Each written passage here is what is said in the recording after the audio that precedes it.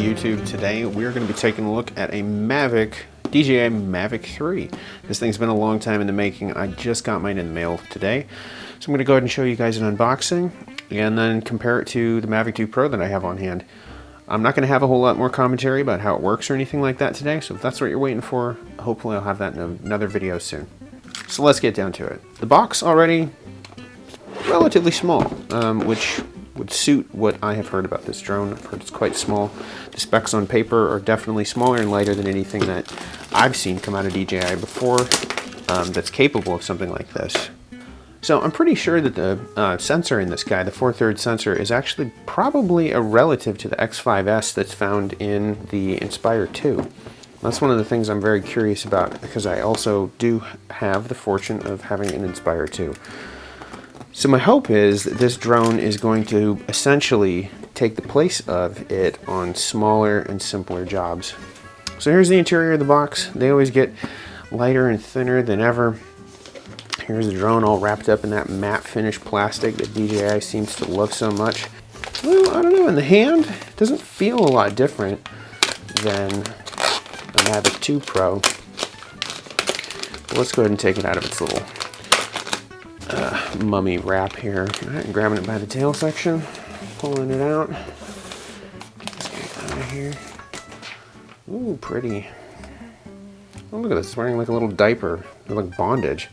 Yeah, it's fucking DJI's going bondage. Okay, so, oh, okay. Unlock that, pull it off. There we go. Yeah, it's like a little like sumo diaper kind of thing. Or headgear, maybe? Yeah, wraps the whole front. I do prefer the idea of that. I've been struggling to find this damn plastic bubble thing that's been on the Mavic 2 Pro. I misplaced this thing constantly. The Mavic 1 also had the same kind of little bubble thing on it. You had to flip it over the top of the camera and get it fit. Not really the most elegant of solutions compared to this, at least at first glance. But the question now is, how does this come off? It definitely feels like it's still on something. Okay. Oh, I see. So inside of here, these little kind of teeth, fins basically. These fins trap the ends of the props in there, so be careful. You wouldn't want to pull straight up, you could snap the props potentially. And this is the drone. This is it. It is a pretty massive camera. It's definitely taller and larger than the prior model was, but obviously it's two cameras in one now. They're kind of going the cell phone route where they're like, fuck it, we'll just put another camera in there. So I'm assuming this, yeah, it's got the same kind of folding methods. Pops open to the sides on these guys. Yep. And then the bottom ones fold out and away from the body. Holy moly. Well, it's got actually a fairly wide stance. I can't even get the whole thing in here. Okay, so fully deployed, this is what she looks like. So yeah, this thing's got really quite a wide stance. This is I think 1.5 feet, yeah, 18-inch wide mat that it's on. But yeah, let's go ahead and carefully flip this little guy over. It's gonna have tons of sensors on it, but so far it does look an awful lot like the previous Mavic. I'll have them side by side here in a bit. Camera's the one major difference. These are definitely thinner arms, although these rear arms feel really quite similar. So let's take a look at the side here. I'm gonna fold the props in. So yeah, it's perhaps a little bit thicker than previous models where it is a little on the big side. The motors definitely feel smaller. To the touch, little tiny LEDs on each side there. I'm gonna let my cat in before he starts to freak out. He's having a very hard emotional time. Come on, dude. Apparently, being a little wiener. Hello, buddy. Okay, so this is our little release button here. I'm going to fold this in. You'll excuse my cat for making a bunch of noise because now he's in the room with me and he can't stand to be left alone. Okay, so you gotta fold this open in order to reach the battery. The battery releases are right here. Squeeze on each side. Oh, and it's spring loaded. So that's kind of nice. you definitely know if it's engaged or not that way, because if it's not engaged, it'll just pop right out. So this guy is a little bit like a Ronin M battery. It's kind of on the thin side, obviously square, and these teeth remind me a lot of a TV50, which comes on the Inspire 2 and some of DJI's other accessories. Taking a look here, it's got a little back vent, real similar little kind of air vents periodically on the body, just maybe not all in the same places. It does have this front air grill here that reminds me a little bit of like a Dodge Charger or something like that. Let's take a look at the batteries side by side. Obviously in photos, pretty obvious these are different. In person, it is like just painfully obvious that these things are not anywhere like one another. One of the complaints people had about Mavic 2 batteries was that it was not always the easiest thing to tell if these little teeth had engaged. You were supposed to kind of press it on, it was supposed to go pop, pop. You can hear it click and then, you know, tug against it a bit. Hopefully it's good. But as you handle the drone and you reach down on the top to pick it up, there's always a chance you're going to bump one of these and it can partially disconnect. It is sitting on the top of the drone, but as the drone moves around, I have heard of people losing it and just having it drop out of the sky. So yeah, more slender, taller, far more square, real similar density, though I don't know that the drone is really a hell of a lot lighter. So let's go ahead and pull down the Mavic 2 and take a look at it. Unloaded, this is what the two drones look like. This is definitely taller when it's folded shut. It is a little bit broader and it's very similar in length. It does have the two front-facing sensors. These little camera sensor guys, these are more bubble shaped, so I assume their field of view is better. These were very flat, almost headlight looking things. So now we can see side by side, prop blades are much longer. They're almost a full inch longer when you look at them like this.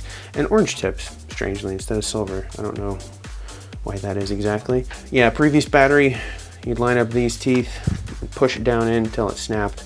Might as well just go ahead and show you since we've got it here.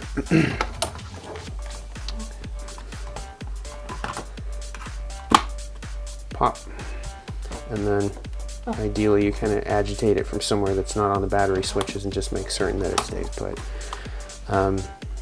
Folded up, definitely the Mavic 2 is more compact. It's not like massively more compact, but it is smaller. It is smaller. It's God's honest truth. I'm sorry it upsets you. Am I just boring you? Am I boring you? So let's flip them on their bellies and take a look at them. So you see there are two of these little kind of bobbled cameras, two flat ones there. Here I believe this is an infrared light, and then I believe that these are the readers. These are the infrared cameras that look down at the ground basically and determine distance. They look quite similar to me. This one obviously has a divide in it. This one has a bunch of fingerprints on it. So SD card doors on the old guy. I believe they're off this side. It always kind of tricked me because one side has like essentially fuck all in it. There's nothing in there. And then the other side has the SD card and they're not really labeled until you get into it and find out it has nothing in it. Yeah, it's got like a reset button or something like that. Control binding button. Which, you know, hey, it's useful to have that, but you could label it on the door maybe. Wow, way smaller camera. Look at that. That thing is a fraction of the size. Pretty wild. I'm gonna pop this off so you can actually like see the elements in it and everything. So obviously normally it has like a glass enclosure on it. This guy has a little, yeah, same kind of twist off thing. So yeah, I mean the cameras look pretty similar. It's kind of nice. They actually have screws on the front, which means you might be able to service this more easily. This has these little itty bitty, they're like little ball bearings that just hold the filter in place. So put this dude, oh god, I hate this the most. If you get the orientation wrong, you'll be at it forever. There we go. Okay, not so bad. Let's move the Mavic 2 out of the way here. All of its messy glory. Let's see. Yep, yeah, so those disconnect the exact same way as they ever do. I'm going to pop them out of the way just so that we get a clearer view of the actual body of the drone. So you squish them down and rotate them. So the motors look like they're maybe a little more canted to the left and right. Nothing super significant. Let me get down here. Oh, god damn, dude. Jesus Christ, you guys. I think we should get some more cats, maybe. So yeah, let's go exploring on this guy. So we have a little tear tab here. I don't know what exactly that's for. Looks like there's some kind of an access point there to get maybe the arms on and off. Another one over here. I'm not seeing an SD card anywhere, which kind of leads me to believe maybe they stuck it in the back here. Yep, which they did. Pop it up here. Oh yeah, I remember hearing you can charge this direct from USB-C instead of needing to bring around a charger. And there is your little SD card slot. Now this is a Mavic 3, I guess just Mavic 3 is what they call it, because now they have a Cine version. The Cine version looks cool and all, but considering I already have an Inspire, I wasn't real motivated to get into that. And I also actually really don't like the idea of not having a removable SSD. Because when you're shooting all day as a drone op, you actually really need to be able to get up in the air as fast as possible, and dumping a terabyte of footage is not really going to be that quick. It's nowhere near as fast as just pulling an SSD out and shoving a new one in. On the old guy here, we had these kind of inverted vents that were facing backwards, as if to pull heat through. There's also another little vent right there. And then if you looked sort of behind the camera here, I'm guessing that that is where the air was supposed to be entering from, because it doesn't really have a front air dam that pulls air through it. Now, on the new one, it's really obvious where this air is going. It is definitely going through here, probably to cool the battery. It still has these lower sort of exhaust ports, except they're reversed. So these are actually inlets now. And this appears to be inlets as well. This looks like the only kind of exhaust point, and that's definitely to chill your battery. Go ahead and peel that off. And one, yep, gotta be symmetrical. The gimbal does have two attachment points, one on each side, which is something that's not always typical of drones. A lot of times they'll have a single point of attachment, but on the Mavics they have two. The Inspire and the old Phantoms only had one point of attachment. There's a very large roll arm, and looks like, yeah, about the same range of motion, full up, full down, about the same side to side, about the same pan. So don't expect a whole lot more there to be different. So let's take a look at the other stuff that comes in this kit, and some of the other odds and ends that I bought. Okay, so I wasn't about ready to pony up for the Cine, not only because it costs $5,000 and I already have a drone that does the majority of what it does. Don't like the SSDs, the internal SSD idea very much. And then you also have to pop for this very expensive smart controller, which I'm sure is quite nice, but you know, that's just locked into the cost. You might be able to get the drone without a remote for like $4,000, but you can't buy it that way. I'm just not interested in paying for a solution to something I didn't have a problem with. I have an iPad that I have dedicated to flying drones. I have a good sunshade for it, and I was very enthused at the idea of continuing to use it.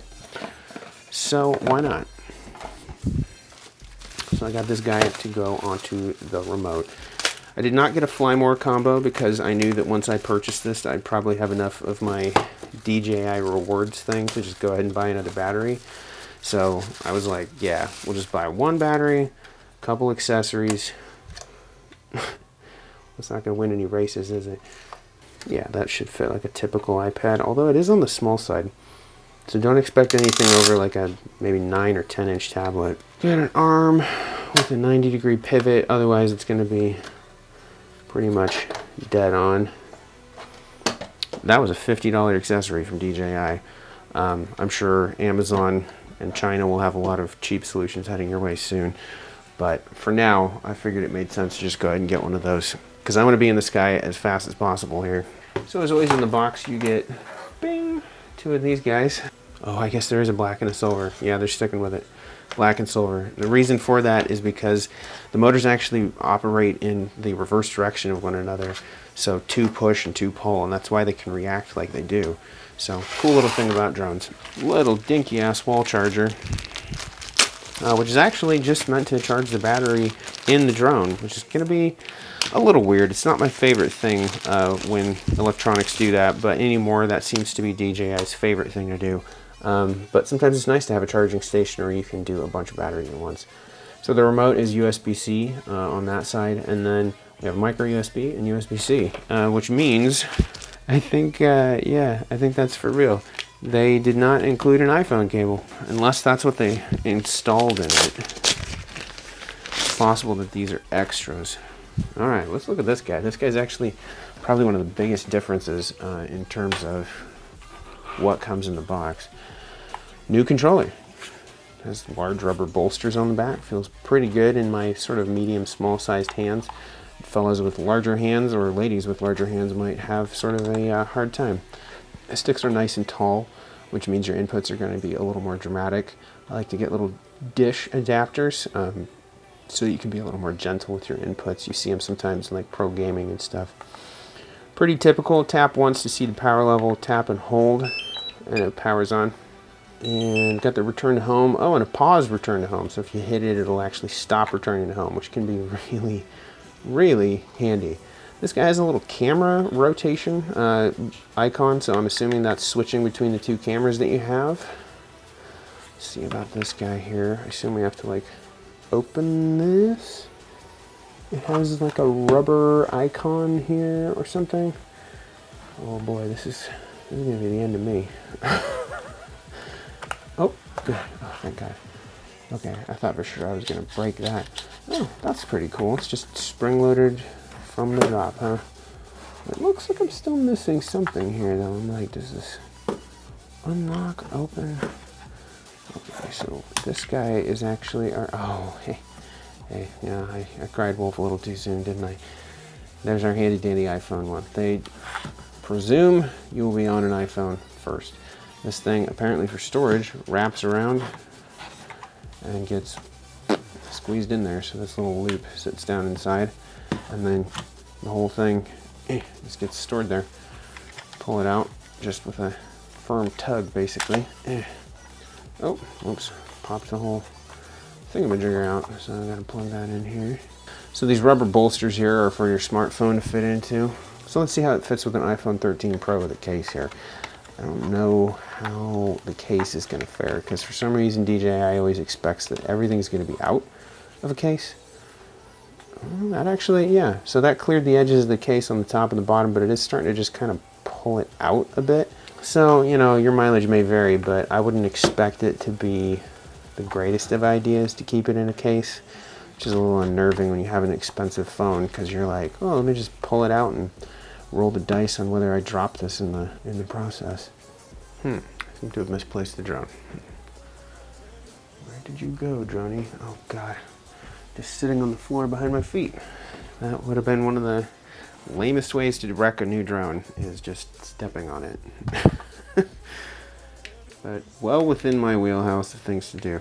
So the battery for the drone right off the bat has nothing when you tap it, so I'm assuming you have to plug it in once to sort of activate it. The remote does appear to have a charge, about 75%, so before you get this thing in the airplane, have some charging time, which is nothing new. I noticed they still haven't changed their sound effect in this thing. Still sounds like a Phantom 3, or I think probably even a Phantom 1 or 2. I started on the Phantom 3 though, myself. Pop that down. Pretty sweet. Assume that's our little camera thing. Yep, stop and start recording. Oh, I noticed it does not have any buttons down here though, which is something I've got a little spoiled by on the Inspire, and I felt like the Mavic 2 Pro had the same thing, which it does actually. So in general, I'm seeing this drone as just being larger. No problem with that necessarily for me, but for anybody who's expecting to stick this in a backpack, it might make more sense to look at the Air 2S instead. So much larger footprint of the remote, a little bit larger footprint of the drone. As I was saying, this one has a style where they screw in, the female side is here, it screws in there. Can't really think of a reason why it would be any better or worse. The stick here is much more thick, but I don't think that would really matter very much, because you'd have to really hulk out on these things to break them. So this guy has a return to home and pause all integrated in one button. This guy's got return to home and pause on separate buttons, so maybe not the most intuitive thing to try and stop or initiate in separate places. It does have a little LCD screen, tells you battery percentage and a bunch of other shit, but quite honestly, I almost never look at this. I check the percentage when I first get going, I make certain it says it's connected, and then all the attention I give is on the screen of the phone or iPad. This guy does have antennas that pop out. You can put little, I can't remember what they call them, hyperbolic range extenders or whatever on here if you want to. I have a set for some of my other drones. This guy has photo on one side, record on the other, and then your Let's see, this one was definitely tilt, and this one I can't honestly remember what the hell it does. These buttons here, one of them I think defaults between, yeah, front facing or looking straight down. The other one I can't recall. I don't think it really does anything. Way smaller remote here, definitely saving you some space, but this thing is a little bit more integrated. You don't have to fold or deploy anything, so it's probably going to save you time actually getting flying, but it is going to take up a little more space. USB-C charge on the bottom there. This guy charged through the side on a micro USB. So one thing I was noticing is that this remote here has the same, I'm assuming, tilt feature. It has record and photo all in the same button, which makes more sense because whatever mode you're in, this should be the trigger. And then on the bottom, it doesn't have anything. It doesn't actually have any buttons at all, so you're missing some buttons on this remote. The switch on the side here on the Mavic 2 had tripod positioning mode, which used GPS and all the sensors, and then sport mode, which turned off all the sensors, but still used GPS and hauled balls. It went 45 miles an hour. On this guy, it looks like they've probably renamed tripod into cine mode, which is not a bad name for it, because frankly, I always end up using that for shots that I'm trying to control. Normal mode is probably just your positioning mode with all the sensors and GPS. And the sport mode, I'm assuming, is going to disable all or most of the sensors and still use GPS. So that's the layout of the controller. Now while I'm at it, I might as well go ahead and try and install this thing and just show you guys whether or not it's a good purchase. Because it was 50 bucks, which is a little zany. So looks like, okay. So that is the one advantage when you buy something direct, is you're getting it from a person, well, the same people who developed it in the first place. So hopefully it works really effing well. but it's not fitting. I really should have shut up about that, shouldn't I? Because if you look at this, it's definitely supposed to go there, but it does not seem to be wanting to line up. So do I have to pull this out and then wrap it? Oh, okay. So you pull it out, you wrap it and lock it, and then you move that back down again. I don't know if that's my favorite thing. And then, there you go. You get your tilting screen here. We'll see if this is very durable. I have an aluminum milled one, just some no-name crap off Amazon, and that has been a godsend. So one thing I've realized after I finished shooting the video was this is some very thick aluminum right here, right? This is like really thick. Well, you know why? I'm pretty sure that is the antenna. I'm almost totally certain that that's the antenna. So earlier when I attached the iPad mount and then I lowered this down, I don't think you'd really want to lower it down. I'm pretty confident that if this is lowered down, you're actually going to get more resistance than you would if it was just up. So, and until I am totally certain, you just might want to leave that up. But I'll take a look at what it does to the reception to leave it up or down when I get this thing in the air next time. So now I'm going to go ahead and sign off after having shown you guys this unboxing of the new Mavic 3. I am going to get this thing in the air as soon as I can. I'll be shooting some comparisons of both what the camera does and also how it behaves in the exact same weather. I'll cover anything that I missed earlier in later episodes. This is literally just a day one unboxing. Just want to show you guys what it's like and let you know that I have one and that I'll be doing some other videos on it. I'm hoping to compare the camera not only to the Mavic 2 Pro, which is obviously its next step in the generation, but I'd like to compare it to the Inspire 2 that I have and the X5S camera, which I believe shares the same sensor, which is a micro four thirds. I also should have the opportunity to show you this camera against the X7, the Zenmuse X7, which is also on an Inspire 2, and see what the dynamic range on that compares to. This one being a larger sensor, I am expecting much better dynamic range and low light performance than the previous generation, but I am skeptical about battery life. I'm always skeptical about it because they promise the moon and you never really know what you're going to get.